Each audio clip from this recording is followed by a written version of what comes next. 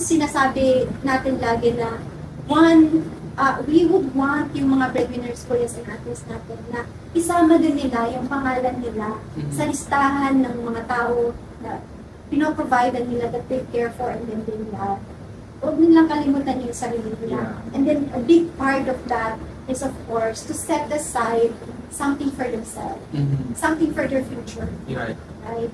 And if in case na wala ka silang like, But that's easier said than done, right? Yung thinking for yourself, providing setting like, let's say for example, to save up for yourself, as opposed to just giving it away. lahat naman, anything that we are going to start to do, it's always hard in the start, right? Especially if wala tayong conversation na ganito na magsasabi sa atin kung gaano ka-important na to do that, no? To isama yung sarili